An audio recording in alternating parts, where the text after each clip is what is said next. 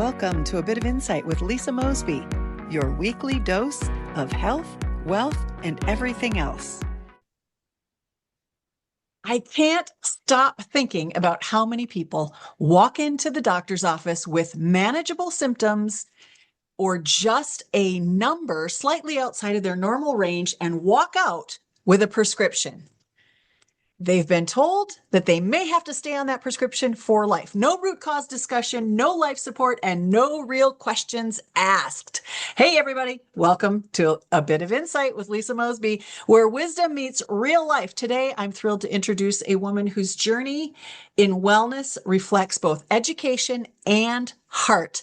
Jen Laurie is a certified holistic nutritionist trained through the Canadian School of Natural Nutrition and Functional Nutrition.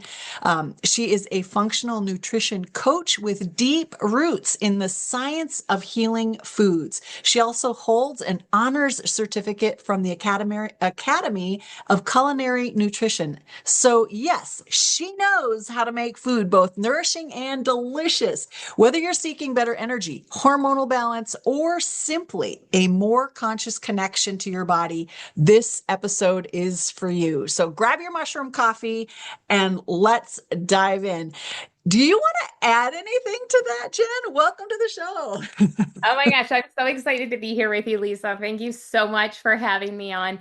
I don't know if you just did such a great job introducing. I mean, I've been on this path for over a decade. I want to say that I have had interest in holistic health for a really long time. Something has always pulled me in that direction, homemade cooking stuff, but I didn't grow up that way. I didn't grow up with all that. It always intrigued me, but I didn't think I was good enough or could do it. And then everything changed. I learned that it's not as hard as we make it out to be, and that sometimes we have to quiet the noise of the system at which we live in to realize the truth. Yeah. And I know that a little bit about your story, and I know that your journey started with a loved one, as did my journey start with a little bit of my own health challenges and a loved one. But children are a motivator. Anytime we experience trauma in our lives, we can stand up and fight. There's that I think there's a story that people tell about how a woman was in a car accident and her child was trapped under the car or trapped in the car, and she could lift that car right off him or move that door or rip that door right off because the adrenaline, the motivation that comes from seeing your child in pain. And I know you can speak to that was the beginning of your journey. How did this start for you? Well, for me, I have four kids. My Yeah. kids now, I have three adult children, and my youngest one is 16. They are all very close together. So my oldest one is 21 right now. My youngest one is 16. So you can do the math on that one. But when they were younger, my 2-year-old at the time, my third child, he was really, really sick, and we were in and out of doctors, specialists. We were spending, I would say, on average, 8 to 10 hours a week. It was a full-time job, just Right. going to medical appointments. Yeah. And I remember dragging the baby along to all these medical appointments with no answers. Specialist after specialist, nothing. And all we kind of got was more and more diagnosis and more pharmaceuticals, but no answers and no positive prognosis, that's for sure. Mhm. And happy ending to the story is we turned all of that around. But that's kind of how it started. It started by having this place where my 2-year-old was borderline being diagnosed with failure to thrive. He was disassociating and just having, and the problems weren't just like, a skin rash. Mhm. It went through his whole body. His digestive system was messed up. His liver was failing. His skin was problems. He had neurological and developmental struggles. Like, it was everything. So when I say we were at like every specialist, we literally were at every specialist because nobody could figure out what was going on. And he was born perfectly healthy. So it wasn't like he was born with these struggles, it developed. And so um, that's kind of what started my journey. So I started reading food labels. That's where it started. I started reading food labels and I was like, well, what's in our food? Like, what are we eating? Because I'm trying to find any root cause because I don't know. That just naturally, intuitively, that's where my brain went. And when I started discovering what was in the ingredients of food, I became a mad woman. I came home, I literally threw everything out. My husband came home from work and he was like, "What are you doing?" Like, I'm telling you, we didn't Prepare. just do like a little dip our toes in the changes. Yeah. I threw everything out and we started from scratch day one because I had this little baby that was suffering. And when I learned that it could be connected to the food we were eating, that was it. Game over. No more processed food. No more going out to eat at fast food restaurants. We just cut it out cold turkey because obviously I just went real extreme because I was doing anything I could to turn things around for this child who was suffering. Loved And ones are huge motivators. And, I want to ask you, why we don't settle for the script. So many families get sucked in because you don't know. We don't feel empowered to take care of our own children. We take them to the doctor, we ask for a solution, and we don't have to settle for a script. There are better solutions. So where I want to start, we have kind of a foundation of what it is, what motivated you, why you jumped into this field, not just dipped your toe in, but jumped into it. How do you define optimal health? Like the point before this prescription or beyond the prescription? Let's define optimal health and then let's walk this journey of how do we get there?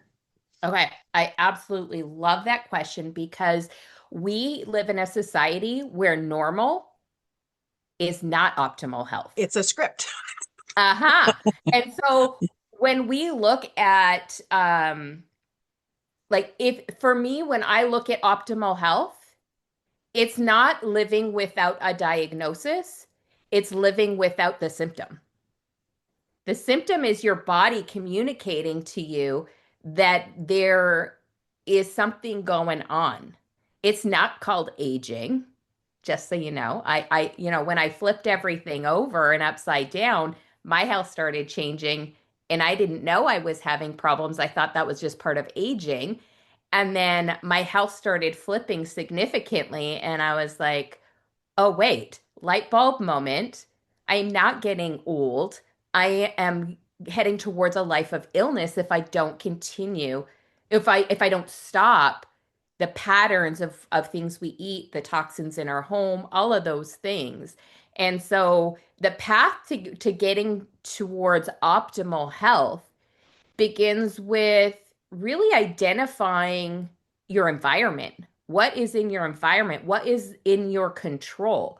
Because we live in a very toxic world with things we can't control. We can't obsess about that because we also have to take care of our mental health when it comes to when we're changing the lifestyle habits and the things we're consuming and things in our environment. It's important we don't go crazy in our mind also because we can become very obsessive in that direction as well. So we have to think about the things we can control. And for me, the first thing we started with was getting rid of ultra processed foods, getting rid of foods that were not necessary for our body to be able to function. That was the first step for me. And reading labels was key, understanding how to read labels. I spend a lot of time now educating people on how to read labels because I feel like it's that, teach a man to fish and he'll eat for life versus just doing it and handing it out. And I believe in empowering people to educate themselves and learn that you have so much power over the future of your health, and that there's so much power in like our bodies are these miraculous things that can really reset and balance if given the right opportunity and environment to do so. Yeah. And filter, I mean, we've got our detox systems, our kidneys, our liver, our skin, our bodies can filter a lot of these things out. In addition to the food labels, the one that comes to mind while I'm sitting here thinking is also the chemicals. We can start with emptying out the food, but maybe your budget doesn't allow that. Maybe you can't just go out and clean everything out. But what can you do with the chemicals in your house? Can you get rid of the chemicals to start with? Find, vinegar is cheap. We're talking $1 or $2 a bottle. Water comes out of your tap. Lemons from somebody's lemon tree or lemon juice. Those baking soda, we're talking $1 or $2. These are cleaning supplies that we can use that, we can get some of the chemicals out of our house that we're breathing. And then slowly but gradually, if you need to, get rid of the foods that are ultra processed, like start learning how to read labels. You had shared with me before the show that you're going to be ripping through a number of products, an extreme number of products, analyzing all of those different ingredients. What comes to mind is what should happen before the prescription? What's the missing conversation that modern medicine is not having about our food to support our bodies? How do we start to look at those ingredients? Can you give us the shortened version, and we'll invite folks to one of your courses to actually go deep into all of those ingredients? But give us the highlights. Like, how do we get started even looking at the ingredients, whether it's in our cleaning products or the food that we're eating? So one of the things we can do is we can shift from ultra processed foods to minimally processed foods if we must stick with processed foods. So how do we determine the difference between an ultra processed food versus a minimally processed food? A minimally processed food is going to have ingredients that you could have in your own kitchen. It's going to have the basics of, none of those chemical names, no preservatives. It's going to have like oil and vinegar and some Salt herbs. and I'm just flour. thinking of like a salad dressing in my mind, right? Yeah. And so that could be very powerful switches right there. Mhm. So shifting that way and really focusing on whole foods, like shopping in the produce section and the fresh sections versus the freezer section. And what I have come to learn is that you can actually save a lot of money if you get away from ultra processed foods. Let me share a couple of things why. One, your body is going to be healthier and be more, and when you're eating more nutrient dense foods, you crave less. You're going to be snacking less. You're not going to be needing the extra calories because one of the things that became really clear to me early on is that a lot of people are hungry all the time because their body's nutrient starved, not calorie starved. And when we focus on nutrient dense foods, our bodies are able to handle and process it better. But also, we're going to be better balanced and not be always reaching for a snack because our energy systems are going to be fulfilled and supported. Yeah. When we're getting all of those the different parts of the tongue makes me think of is it 7 different tastes? We've got bitter, acrid, sour, sweet. I can't remember all the different ones, but when in Indian culinary foods, they try to have all of those different flavors and satisfy the palate when you're eating, so that when you're done eating, you are not just full in the belly, but you're satisfied, you're satiated, and you're not going and grabbing for other foods. I've And got one and more we tip. go Can ahead. I Yeah. project for a Yeah. second? Yeah. Yeah. One Let's. more tip. As you were speaking, I was like, oh my gosh, I have to say this. One of the things that you can do that's free is slow down when you're eating. Yeah. Be in a rest and digest state instead of running, going, being flight or fight when you're eating. You're going to be able to digest your food better if you slow down, chew it, rather than inhaling it, because then your brain can now go, oh, I've eaten. Mhm. And you will typically eat eat less because it takes like 20 minutes for your stomach to communicate to your brain that you're full. And Yeah. when we're just mindlessly filling our belly up because we're in such this like rush society, we just become unaware and we stop listening to our body. And it's really important to slow down, chew your food, listen to your body. One tip I will give is to eat your protein on your plate first, not maybe all of it, but take a few bites of protein. It slows the blood sugar spike. And so that's going to help keep you feeling more satiated. And don't eliminate fat. We saw a huge rise in weight issues when we eliminated healthy fats because there's, sugars or carbohydrates, we spike faster. Proteins is a little bit less. And fat, that helps to sustain us for a much longer period of time. So by eating those healthy fats along with your protein and carbohydrates, that all plays into that feeling of fullness and being satiated. And we don't have to eat till we're full. We oftentimes talk about eating till you're full. It's best if we eat till we're 80% because we don't want to have that bloated, lethargic, overfull feeling. We want to give our bodies the ability to digest and absorb those nutritions or On those that nutrients, right? topic, Yeah. on that topic, I think one of the biggest things that really has helped me on my journey is discovering the difference between feeling full and satisfied and the separation of that. Because I used to feel that full was the feeling I needed to feel to be satisfied. And when I was able to separate those two, and this is something I work with one-on-one with my clients, like let's discover what satisfied feels like instead of leaning on full as satisfied, because that's when we can start listening to our body better and more being more intuitive with our eating. But until we change that and shift that, we can't listen. We're not very intuitive eaters until we turn those things back on and learn how that feels again. And that's where like the support of a coach can help you to get to that place where you're like, okay, I get it. I understand it. Because it's something you really have to actually feel. It's like no one can tell you how it feels. It's something you have to experience for yourself to go, oh, wow, wait, pause. I get it.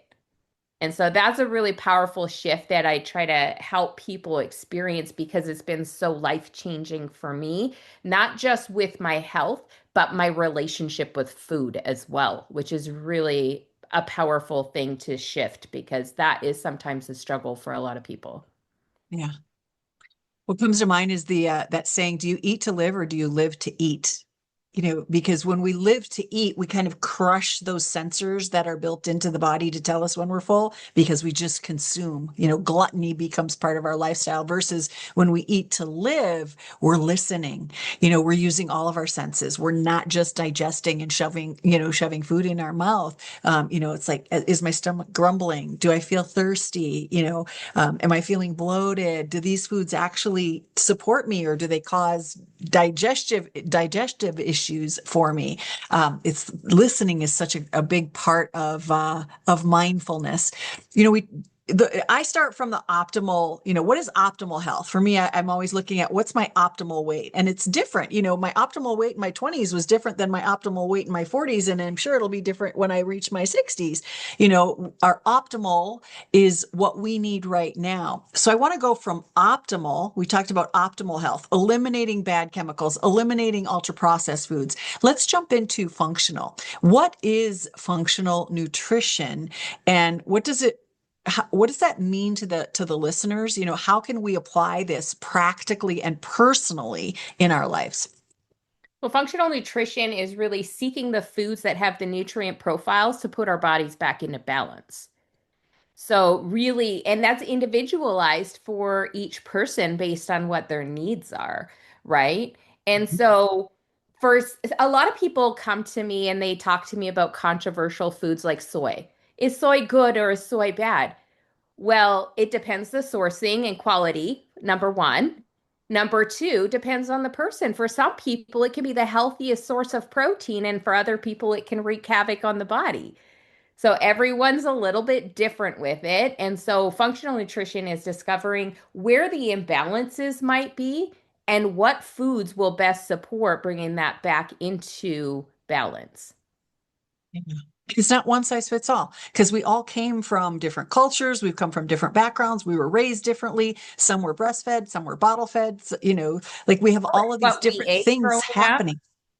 Yeah. what illnesses we may have experienced growing up, what environment, like thinking of like all the toxins that have been in our households over time that we didn't know about until later and then had to remove. So, or maybe workplace environments that maybe I think of like a dental hygienist and how many chemicals they're breathing in. I've talked to several who have experienced symptoms directly related to the toxins they're exposed to every day because of their profession. So sometimes it's like a work site thing that can cause these imbalances too, right? Because it creates this toxic overload in the body. And when our detox systems get overloaded, it can get blocked or like think of like a traffic jam. And if that traffic jam gets bigger and bigger, we start experiencing this toxic overload. We need to create those open pathways again so our body can get back into balance. Yeah, exactly. Start moving, sweating, going to the bathroom. How often is that happening? All of those things. Let's back up here. I am doing, Mark Hyman does the function blood tests, the series of 100 different tests. Have you heard of that? Function is the Yes. new, you can pay for it through. Well, I finally, what do they say? Bit the bullet and I go next week. So 10 to 12 vials. I'm going to get my blueprint. I'm going to get my profile. I'm going to see Okay. what that looks like. What kind of condition am I in right now? So I have a starting point. What lab results don't tell us what should we be looking for instead? Like we don't always see everything in the lab results, but we are getting clues. You mentioned it earlier when we first started. The body's talking to us all the time. If we're not listening, we're missing all those messages and we don't find out about it until we go to the doctor, until we get lab tests, until we do some of these other things, until we feel dis-ease in our body. How do we look beyond the lab tests or look instead of? What are some clues that the body has right now? And then if you want to take this into, should we have a foundation? Should we get some lab tests? Should we know what our baseline is for some of these things? Oh my gosh, that's a loaded question. That is It's a got a lot lot, to you can break unpack. it down into two. Okay, that's a lot to unpack. So, um, I think if you are feeling any sort of symptom and don't feel good, and this isn't like it's not a one day thing. Like if you just experienced it today because your ankle is swollen because you tripped this morning, like that's not what I'm talking about. I'm not talking about like an acute thing, like you had a bad night's sleep because your baby kept you up all night and now you think you might be depressed or whatever. I'm talking about like consistent symptoms that are showing up on the regular, but that being said, I want to also add in that maybe it's not happening daily, but for women especially, maybe it's happening monthly or weekly because we have hormone changes that can be influencing certain symptoms as well. So I think it doesn't have to be daily, but if it's showing up daily, like you definitely know something's out of balance. You're either deficient in a nutrient, your body. So when we are feeling symptoms, it's our body telling us that A, we're either deficient in some sort of nutrient, Mhm. B, the functions of our body are happening too fast, too slow, or out of order, or we're experiencing some sort of toxic overload or a combination of any of those, right? But Yeah. those are the things, like that's how we discover what the root cause is looking at that. And so looking at what symptoms you're experiencing, you can start to unpack that, but it's not just the symptoms, it's looking at what are the lifestyle habits? What is stress management look like for you? What does your sleep look like? What are you consuming every day? What's the pattern of your eating?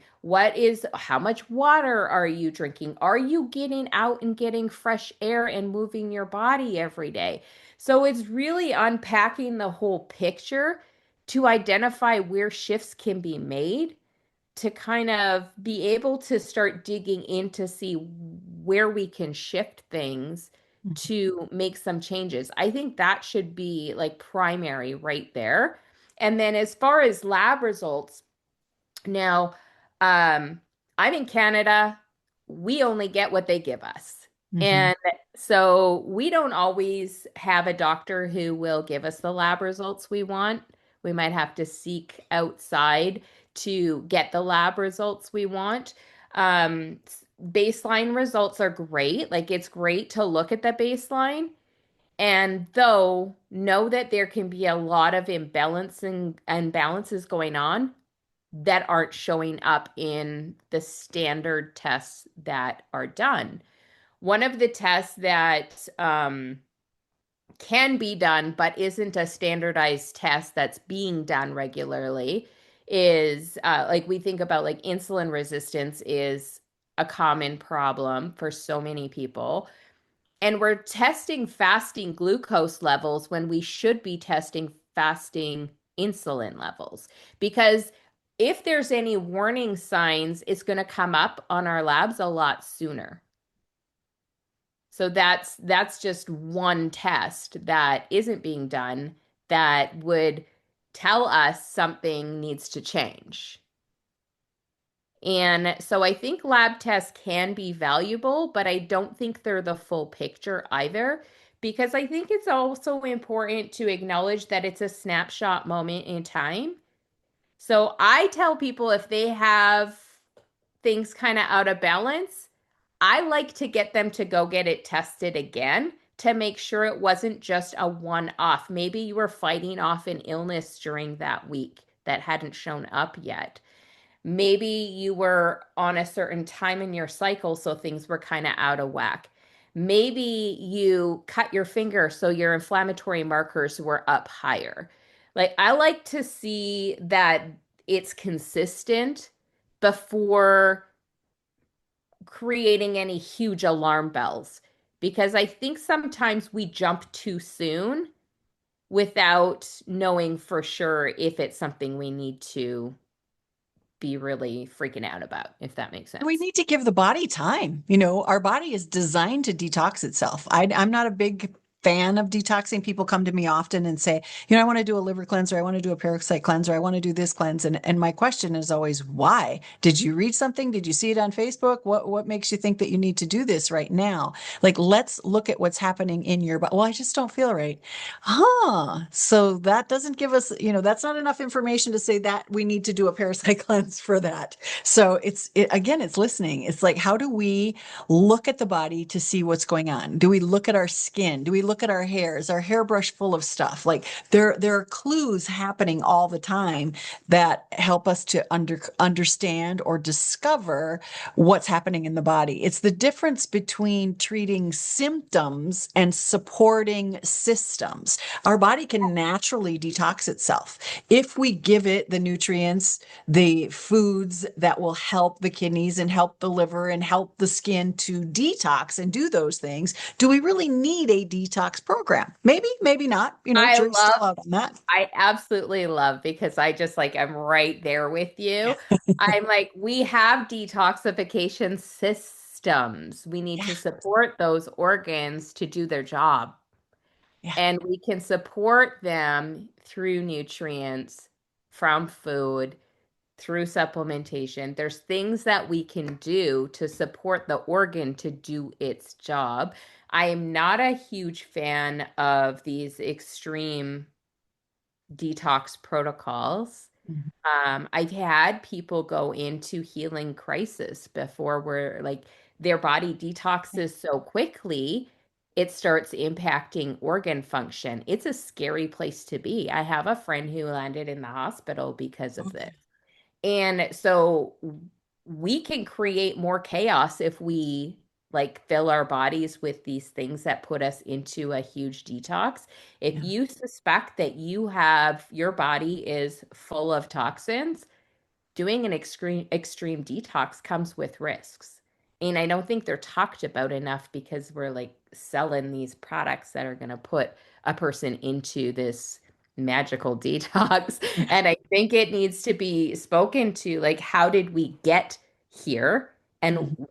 if we continue doing the things we're going to do, doing a detox Doesn't product change. isn't going to change you Yeah. 6 months from now.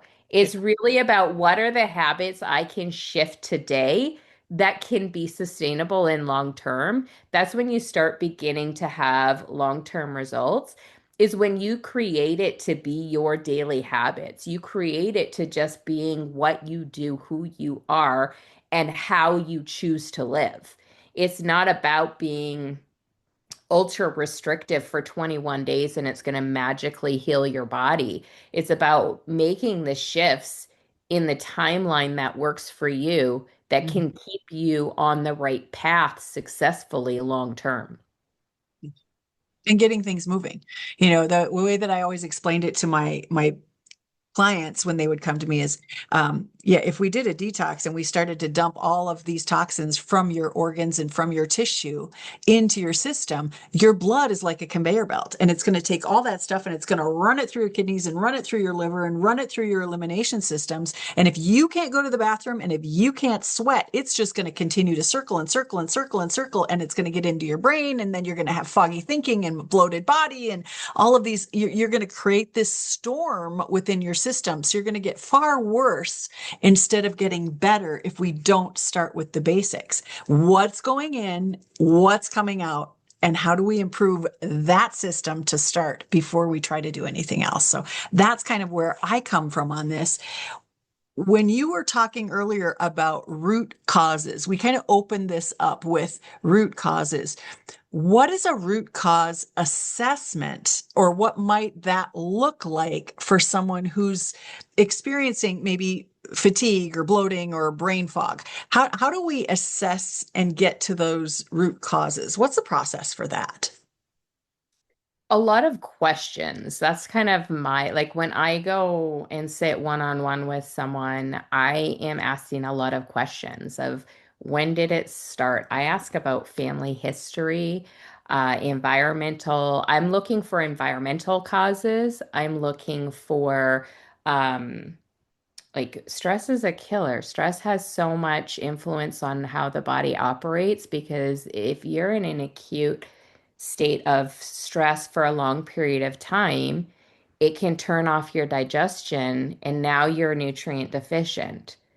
So it's going back to all those things and asking about every single symptom and when did it start, explain it, describe it. Um, and also asking, what have you done so far? What have you done that's worked or hasn't worked? Because that can also lead you down a path of discovery. Mhm. Um, Oftentimes, I find that people, this goes back to the first words you said when we started this podcast. Oftentimes, people are being misdiagnosed and treated with pharmaceuticals that actually compound the negative symptoms in the body. And we're taught to blindly trust the experts, and though it is a necessary system for our society to function, I think we just have to slow down and ask better questions when we do go to the doctor and make sure all things are being explored before we just try a pharmaceutical and really explore, is this the best option for me? Because oftentimes it's not the full picture, and our medical system is so jammed up that they don't have time. They're not given the time to even ask the question, so they're doing the Get to best the they root. can often. Mhm. And they're just not set up to successfully handle a lot of the problems that people have. When it comes to acute health, they are the magic. They are the magic when it comes to acute health. If I get in a car accident, break my arm, whatever. But when it comes to the true functioning of the body, there's some gaps. There's some gaps, some missing pieces. I mean, you can go to one of our hospitals and look at what they feed patients and see there's a big gap, right? There's a big gap in either understanding, or a person can decide, come to their own conclusions as to why it is the way it is.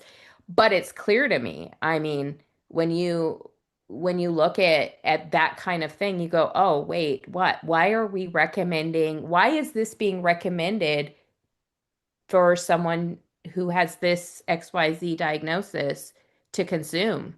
Like, that doesn't make sense to me, but it's just what they're taught. And so I think we just have to get better at asking questions and um seeking advice from multiple practitioners because no one person knows everything, and really finding someone who's going to take the time to understand, going back to the root cause here, someone who's going to take the time to really have that conversation and deep dive in with you to discover where it began and whether it's just like a simple nutrient deficiency, an extra support nutrient that needs to be in there, a lifestyle shift that needs to happen, whatever it might be.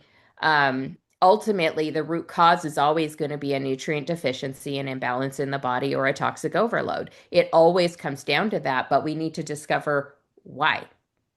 Why did we become to this place?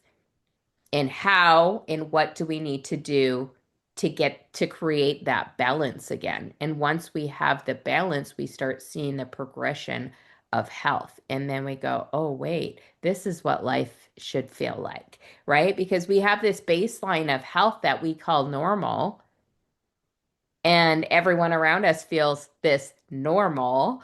And then we don't start seeking to feel better. But for those of us who have, we're like, oh, wait, we are in control of changing these things and we can support our bodies in better ways.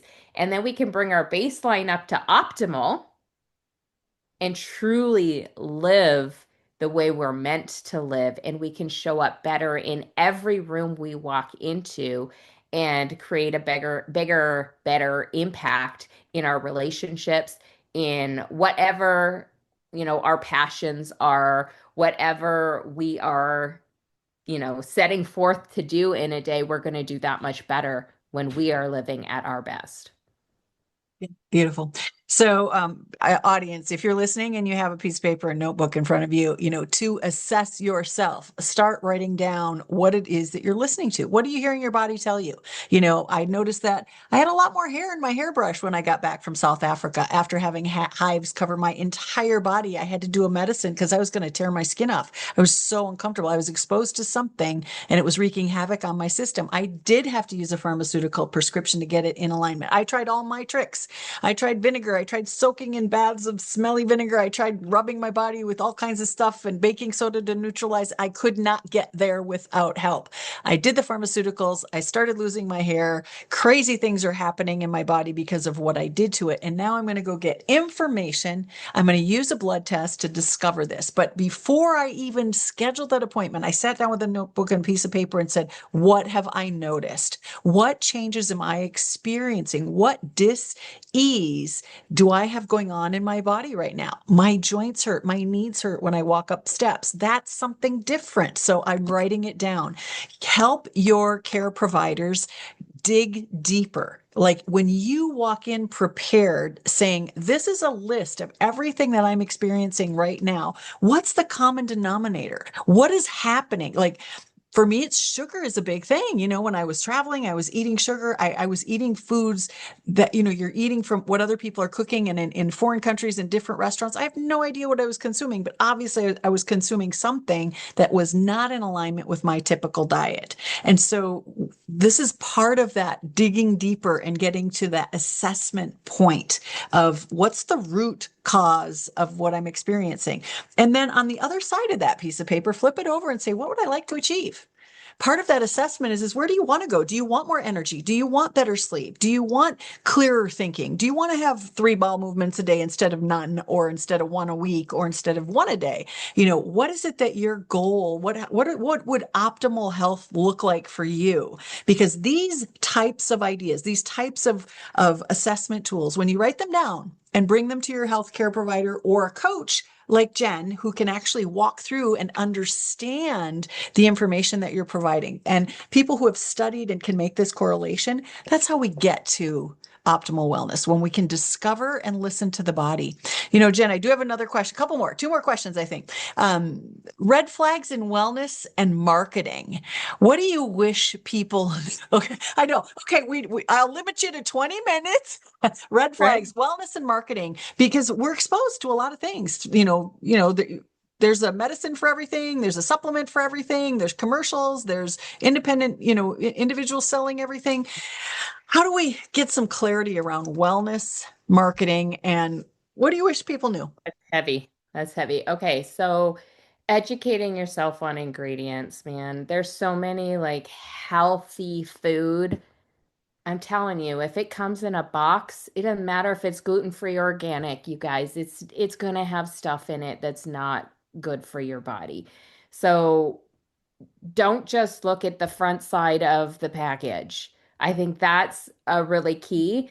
And one of the red flags to me when I look at ingredient and like when I look at supplements, for example, I spend a lot of time looking at supplement labels and ingredient formulations there. And um, when I look at them and I can tell that they have spent more money on the marketing than the ingredients, that's a red flag to me. Yeah. And one of the red flags that comes up a lot for me when I'm looking at these is they're always going to market the clinical studies of the ingredients.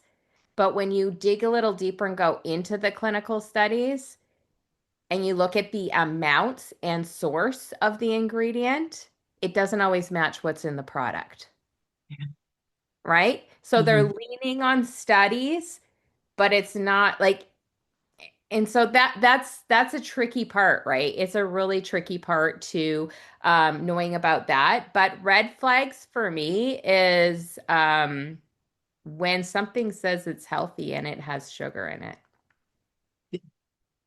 I just like But what if it's cane sugar?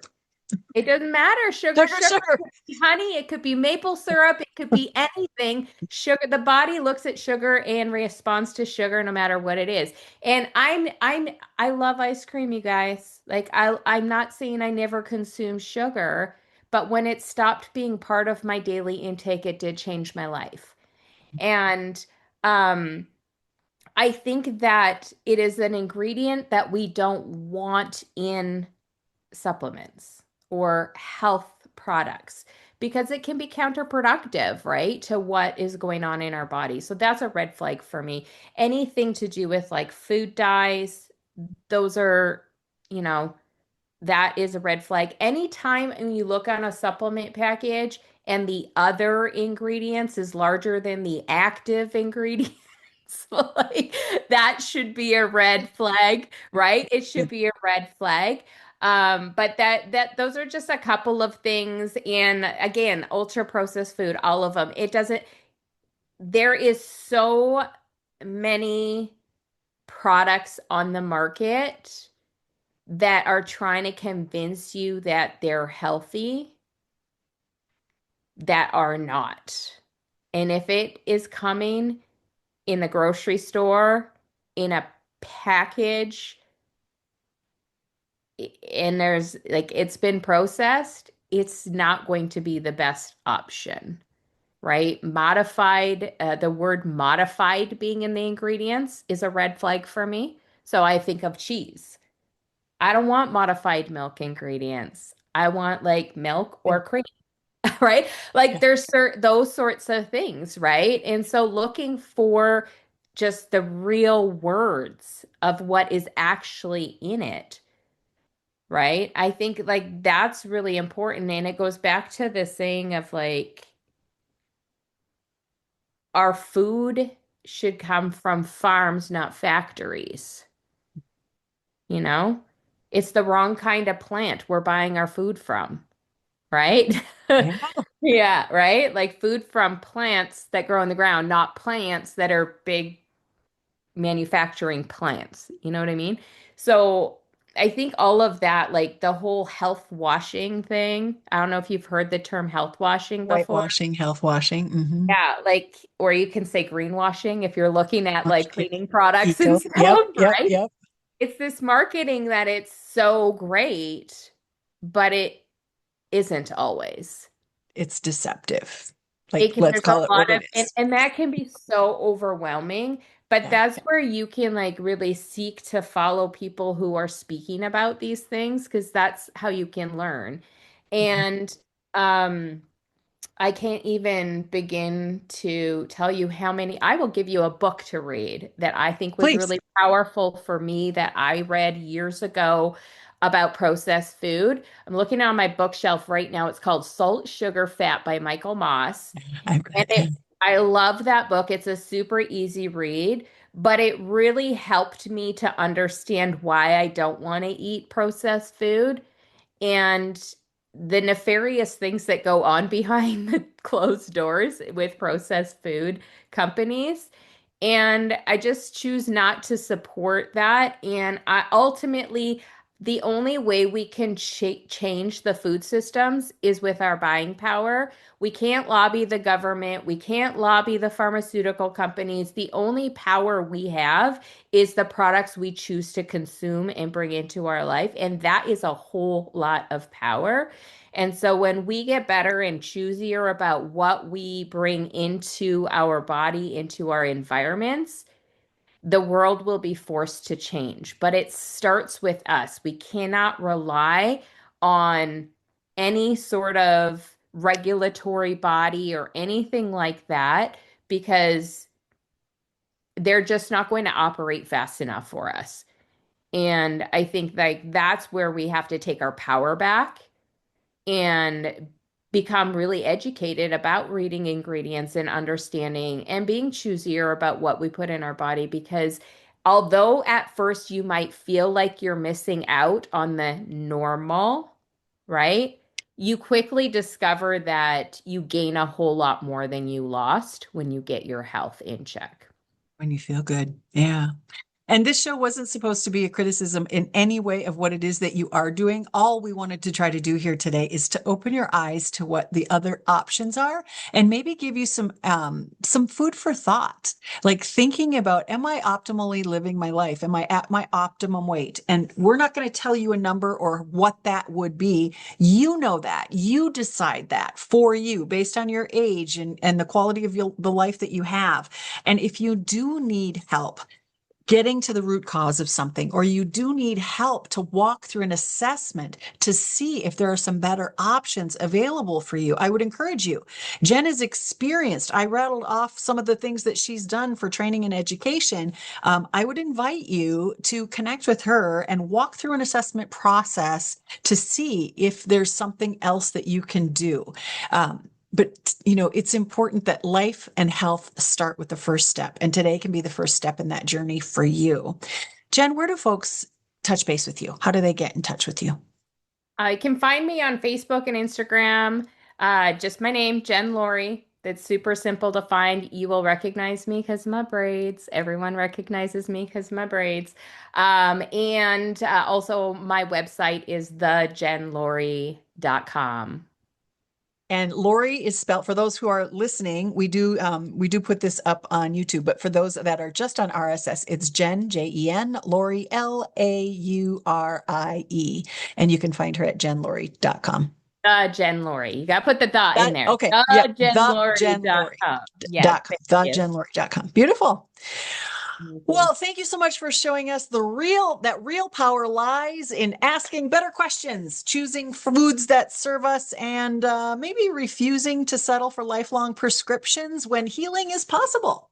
You've reminded us that the body is wise, and when we listen, when we nourish, and when we support ourselves at the root of our system, the results are far beyond what we get from a lab range.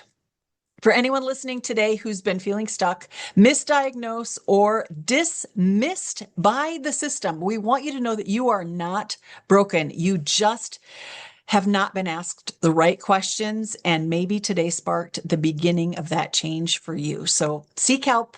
And if you want to learn more, come on back. We always share a bit of insight every week on the show with me. Thanks again, Jen. And we'll see all of you folks at the next on the next episode. Bye, everybody. Thanks for joining me on A Bit of Insight. To get more involved with our wellness community, grab a copy of my book, Live Well, Travel Far, or to explore our travel offerings, visit the website at insightcenterforwellness.com. And if today's episode gave you something to think about, leave a review and please share it with a friend.